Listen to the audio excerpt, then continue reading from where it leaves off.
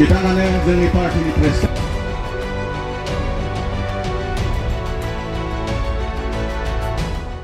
बे जोबोद दुखुनांथाव जों फैनानै बेयाव मिथिफैबाय जे जोंनि हानजानिफ्राय गोबां जायफोर मददगिरि फैनो गोनांमोन दिनै बिथांमोनखौ गावबा गाव जायगायाव होबथानानै दोनदों जोंनिफ्राय बिथांमोनखौ रायजो राजाखौ लाबोनो थाखाय हरनाय गारिफोरखौ लांदाङै हरफिनदों एबसु इउपिपिएल आरो बिपिएफनि मावथिफ्रा गामिफ्राव आनखि बुंदोंनो जे जुदि जोंनि दिनैनि बे जथुमायाव फैयो 500 राङै फाइन होनांगोन बे डेम'क्रेसिया बहा थांखो जोंनि सुबुंखान्थिया बहा थांखो जोबोद आनफर्चुनेट खिन्थु मोजांबो मोनदों बे जोंनि थाखाय मोनसे सिकिउरिटि जोंखौ दिनै गिदों जोंखौ दिनै बाजादों आरो बाजायो माब्ला गियो माब्ला जेब्ला सोरखौबा गोहो नुयो सोरनिबा गोहोखौ नुयो बेवहाय भट होनो थाखाय रावबो हमथानो हानाय नङा मिटिङाव होनो थाखाय हमथानो हागौ खिन्थु भट होनो थाखाय रावबो हमथानो हाया जों आसा खालामगोन जोङो एपिपिनिफ्राय बे गोदान हालामफ्रा जे दिनै हाबदों बेखौ जोङो मान होनानै सासे केन्डिडेट जों होदों जों रौतानिफ्राय होनो हागौमोन खिन्थु जोङो दिनै बिस्वनाथनिफ्राय होदों आरो बिथां प्रमद बसुमतारी आदाखौबो साबायखर होयो गावआ जे बे गोदान हान्जायाव साहस खालामनानै बे हालामनिफ्राय रौता समाजनि थाखाय गसंनो नागिरदों बिथांखौ साबायखर होयो आरो रायजोफोरा डेफिनेटलि बिथांखौ देरहागोन बेयावथ' सम्पूर्ण माने पजिटिभ गुटे खिन्थु रौतायावबो मोजां जोंनि मानसिफ्रा ओजों खामानि मावगासिनो गाबोननिफ्राय बिथाङाबो थाहैसिगोन ओजों बिथाङा बेयाव फैलाय ओजों थांलाय आरो ओजों जिहेतु बांसिन दङ गाबोननिफ्राय बिथाङा थागोन आरो जों गासैबो ओजों केम्पेइन खालामनानै सहाय खालामगासिनो दङ दैलि मोननै मोनथाम मिटिं जागासिनो दङ जोंनि ग्रुप मोननै मोनथामा मिटिं लागासिनो दङ आरो जोङो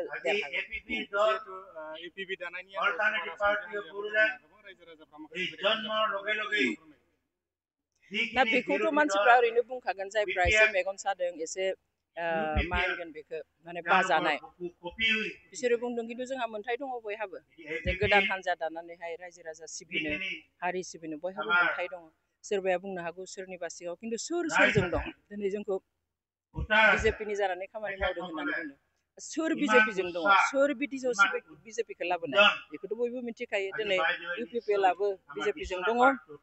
आरो बिपिएफआबो बिजेपिजों दङ बिथांमोननि एमएलए साथामाबो फ्ल'राव एलायन्स दङ एसे आगोलाव जेब्ला रायजो सभानि बिसायख'थि जादोंमोन बेयावबो बिपिएफआबो बिजेपिखौनो भट होदों आरो इउपिपिएलआथ' स्टेटआवबो दङ आरो सेन्ट्रेलावबो दङ बेवहाय ओरैनो हाब्रु सारलानाय खोथा जों बेबादि हाब्रु सारलानाय इलेक्सन बा पलिटिक्स जों खालामनो नागिराखै बांद्राय फैसा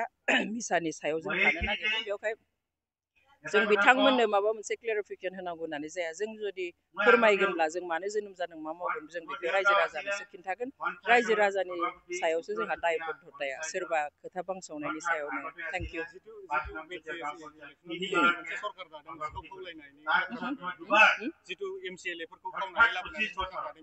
बेथ' जालांबाय थांनाय 2020नि खोथा बयबो मिथिगौ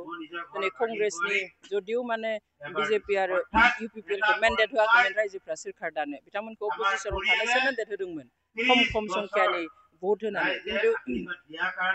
हरखाब हरावनो सोरबा कंग्रेसनि एमसिएलएखौ खावनानै लांबाय सोरबा जिएसपिनि एमसिएलएखौ खावनानै लांबाय आनखि बिपिएफनि एमसिएलएखौ खावनानै लांनानैहाय गुवाहाटीनि लिलि हटेलाव माने गेट बन्द खालामलायनानै सिआरपिएफ माने दोनलायलायनानैहाय सप्तानै सोना दिनै बेखौथ' बयबो मिथिखानाय खोथा जालांबाय बियो जों आसा खालामो बे खनसेयाव बेबादि इलिगेल आनडेम'क्रेटिक जाहाथे जेबो जाथाय रावबो खालामा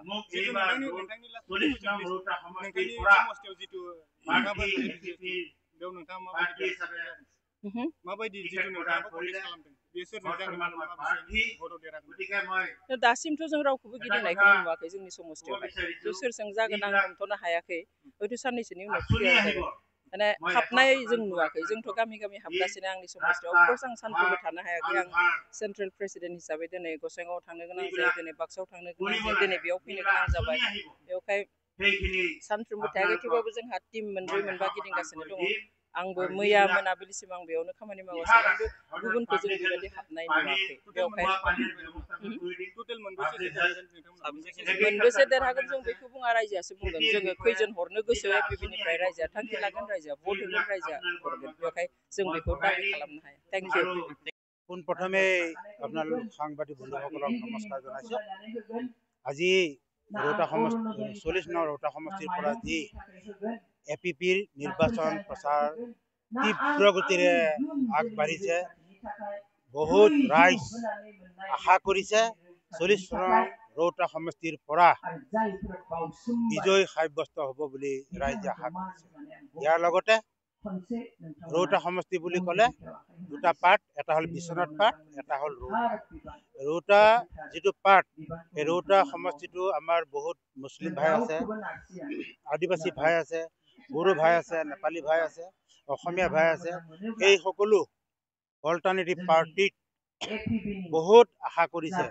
যে বিপিএফক 17 বছৰ দিলে ইউপিএফএলক 5 বছৰ দিলে তেওঁলোকে কিন্তু ৰাইজৰ যিখিনি গৌৰৱনীয় কাম আছিলে সম্পূৰ্ণ কৰিব নোৱাৰিলে অল্টাৰনেটিভ পাৰ্টিয়ে যদি জয়যুক্ত ৰাইজে কৰি দিয়ে 100% ৰাইজৰ যি অভাৱ অভিযোগ যি আঁচনি আহিব সেইখিনি ৰূপায়ণ কৰিব বৰ্তমান আমি 90 আশাবাদী হৈছোঁ 90%।